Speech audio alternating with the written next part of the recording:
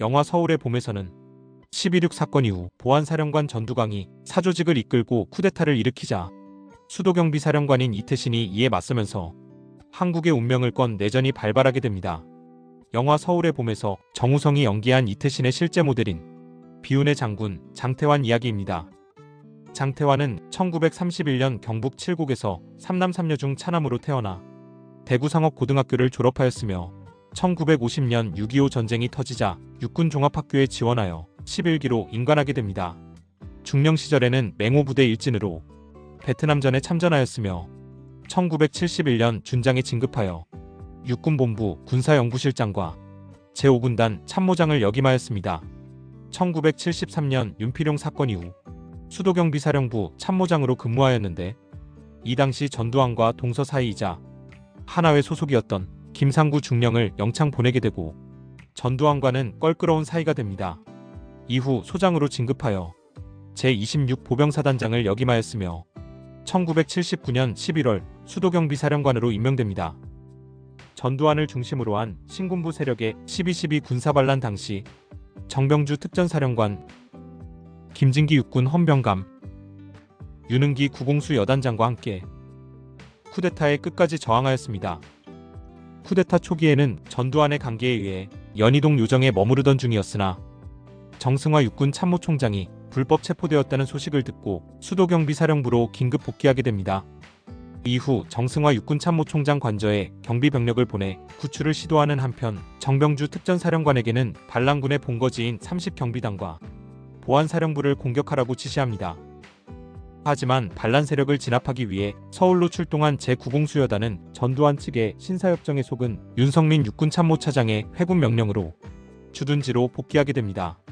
유일하게 자신들을 위협했던 구공수여단이 주둔지로 복귀하자 전두환과 하나회는 협정을 지키지 않고 국방부와 육군본부를 점령하고 정병주 특전사령관을 체포하게 됩니다. 특전사령관 비서실장 김호랑 소령은 정병주 사령관을 지키려고 처절하게 응사했지만 반란군의 총격으로 결국 숨을 거두고 맙니다. 수도경비사령관으로 부임한 지 불과 24일째였던 장태환은 그 상황에서도 쿠데타를 저지하기 위해 사령부 행정병과 취사병 등 100여 명의 비전투요원들까지 끌어모아 항전하려 하였지만 이미 대부분의 병력이 반란군에게 넘어간 상황에서 민간인의 피해까지 발생할 수 있어 결국 전두환에게 항복하고 맙니다. 반란에 성공한 신군부 세력에게 체포된 이후 서빙고 분실에서 45일간의 조사를 받는데 고된 신문 때문인지 조사가 끝날 무렵에는 체중이 70에서 58kg까지 줄어들었다고 합니다. 이듬해인 1980년 강제로 예편하게 되면서 장태환 본인뿐 아니라 가족들도 끔찍한 일들을 겪게 됩니다.